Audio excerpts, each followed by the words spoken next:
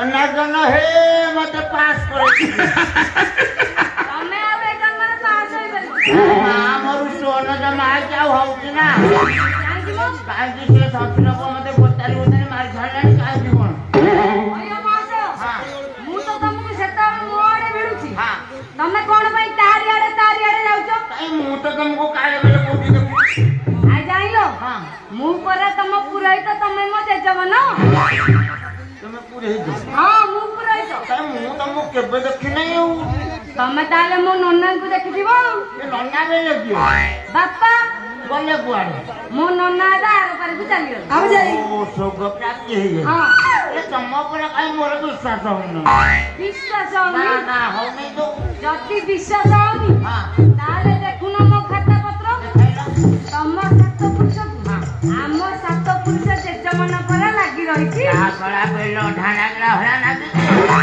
ଯଦି ଲାଗିଛି ହଁ। ଚାଲ ପଳେଇବା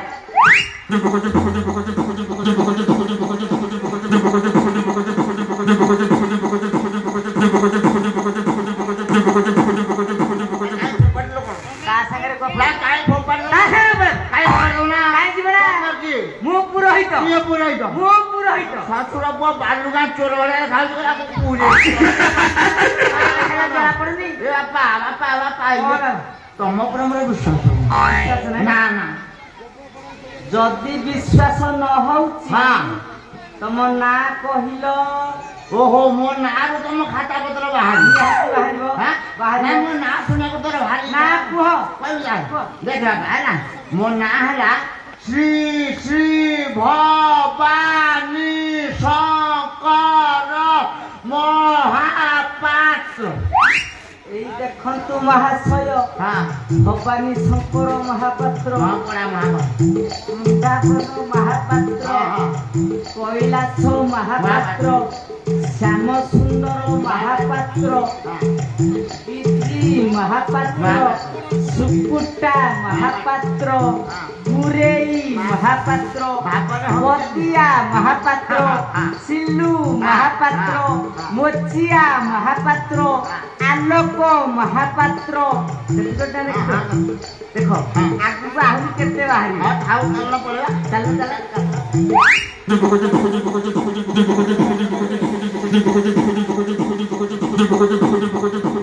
ତମେ ତା ସହିତ କୁଆଡେ ଯାଉଛ ତମର କଣ ହଉ ଖେଣା ହେଣା ହଉନି ଆଉ କଣ ତମେ ତା ସହିତ କୁଆଡେ ଯାଉଛ ଆମ ସାତ ପୁରୁଷ ଜେଜେମାନେ ତାଙ୍କ ଖାତାରେ ବରାବର ଉଠିଛି ଆଉ କଣ ତା ଖାତାରୁ ବାହାରିଲା ମୋର ବାହାରିବନି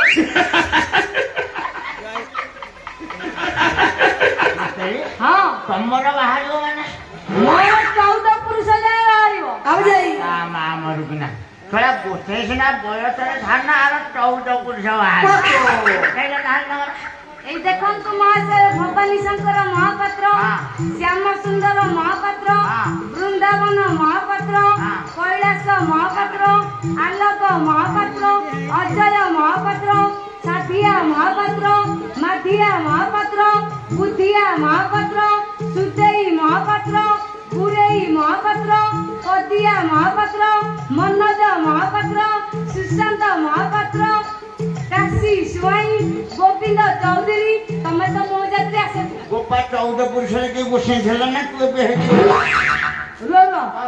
ଇଚ୍ଛା ପାଇଲେ ଆସିବ ନହେଲେ ନାହିଁ ହଁ ତମେ କଣ ମୋ ବୋପା କୋକା ଉଠଉଛ କଣ ବହୁତ ତାଡ଼ି ହଉଛୁ ଗୋଟୁ ଆମର 7 ପୁରୁଷ ନେଇକି ମହାପାତ୍ର ତମର ସ୍ୱାଇଁ ସୁବୁଧି ସେଠି ତା ବୋପା ତା ଇଏ କଣ କିଣୁନି ମୋର କଣ ଭୁଲ ଆଉ କାରଣ ସବୁ ତମର କାହିଁକି ମୁଁ ଯାଇଥିଲି ତମ ଗାଁ ଆଡେ ଜେଜେମନ କରିବାକୁ ତମେ ତ ଘରେ ନଥିଲ ସେ ଯୋଉ ଏକର ମୁଣ୍ଡା ମୁନ୍ନା ଭାଇନା ମୁନ୍ନା କହିଛି ପୁଅ ମୁନ୍ନା ତାଙ୍କର ମୋର ଭେଟ ପଡିଗଲା ସିଏ ମତେ ତାଙ୍କ ଘର ଆଡେ ଡାକିକି ନେଇଗଲେ ମୁଁ ତାଙ୍କୁ ପଚାରୁ ତମ ବିଷୟରେ ପଚାରି ଦେଇଛି ସିଏ ମତେ ଯାହା ଯାହା କହିଲେ ମୁଁ ସେସବୁ ଏ ଖାତାକୁ ଉତାରି ଦେଇଛି ବାପା ରେ ଆଜି ରବିବାରେ ରୁଟି ଖଣ୍ଡ ଖାଇକି ପଡିଛି ମନ କୁଣ୍ଡୁ ଢୋ ବାପା ଶ୍ୱଶୁର ପୋକରା କହନି ନା ତା ହଉନି ଯୋଉ ତାହେଲେ ତମ ଗାଁ ନାଁଟା କହିଲ ଆମ ଗାଁ ନାଁରୁ ତମ ଖାତା ପତ୍ର ବାହାରିବ ଆରେ ଆମ ଡିଷ୍ଟ୍ରିକ୍ଟ କଣ ଖରାପ ହବ କି କିଛି ଅସୁବିଧା ନାହିଁ ଆମ ଡିଷ୍ଟ୍ରିକ୍ଟ ହେଲା ଭଦ୍ରଖ ପଞ୍ଚାୟତ ହେଲା କୁଦିକୁମ୍ଭୀ ଭାଇଆ ହେଲା ଜୀବନ ଦେଇପୁର ଗ୍ରାମର ନାମ ହେଲା ବାନ୍ଧ।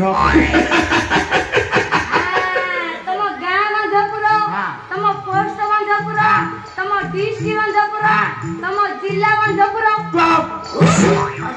ସବୁ ବାନ୍ଧ ବାନ୍ଧ ଜିଲ୍ଲାଟା କଣ? ହେଲାକି କଣ ଦେବୁ? ତାହେଲେ ଡିଷ୍ଟ୍ରିକ୍ଟ ବାନ୍ଧପୁର। ଆଚ୍ଛା ତମ ଖାଇବା ବାନ୍ଧପୁର, ତମ ବେଡରୁମ ବାନ୍ଧପୁର। ଆଚ୍ଛା ମେଣ୍ଡି ଗୁହାଳ, ଲାଟିନି ଘର, ସଜନା ମୂଳ। ସବୁ ତ ସେଇ ପାଳ କଥା। ଚାଲ ଯିବା।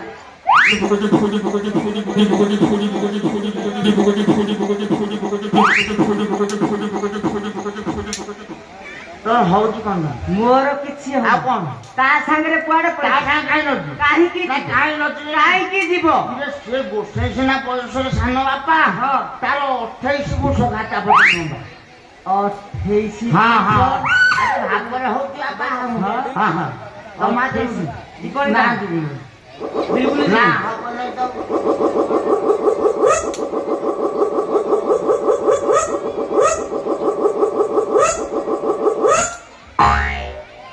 ତମ ବୋପା 14 ପୁଷରେ କି ଛତା ଧରିଥିଲା ତା ପିଲା ବାଟ କଣ ଧରୁଛ? ତା ପେଣ୍ଟ ବାଟ ଧର।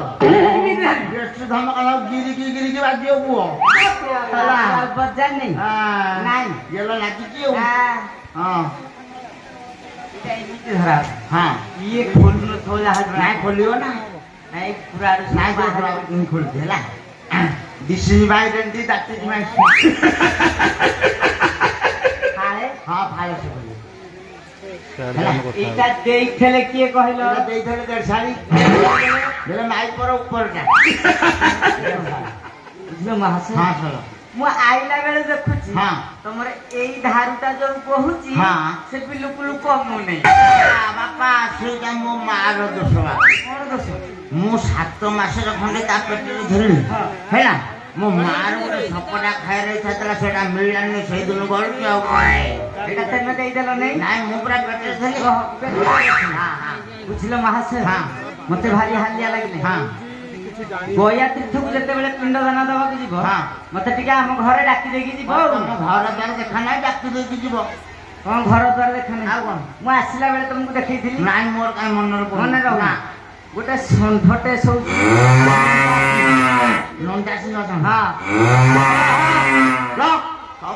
ପାଟି ଶୁଣିକି ହେମାଳ ପକଉଛି। ସେ ଯୋଉ ଷଣ୍ଢ ହେମାଳ ଦଉଛି ସେଟା ଦେଶୀ ନୁହଁ କି ଜର୍ସି ନୁହଁ। ଆଉ କଣ? ସେଟା ହଲି ସାପ ନଗେଇକି ମୁଁ ତମ